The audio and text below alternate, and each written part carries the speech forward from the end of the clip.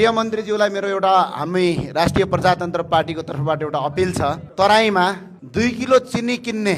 मान्छेहरूलाई लछार पछार गर्दै कुटपिट गर्दै जुन सामाजिक सञ्जालमा भिडियोहरू देखा परेका छन्,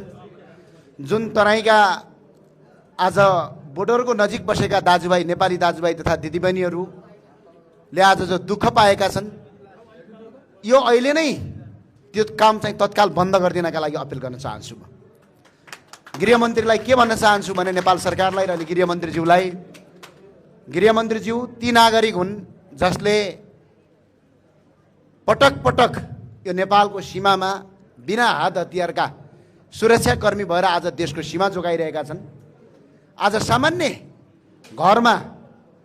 खानाका लागि 2 पाकेट नुन, 2 किलो चिनी, झन्डै 100 रुपियाँबाट भन्दा माथिका सामग्रीहरूमाथि जुन अहिले राज्यले धरकपट गर्ने काम गरेको छ, यो काम चाहिँ बन्द गरेर ठुला ठुला माफियाहरू अन्डर भ्यालुएसन हुन्छ ट्याक्समा 10 करोडको सामान 2 करोड देखाएर भन्सार छली हुन्छ, ती ठुला अपराधीलाई चाहिँ कानुनी कठघरामा उभ्याउनुस्।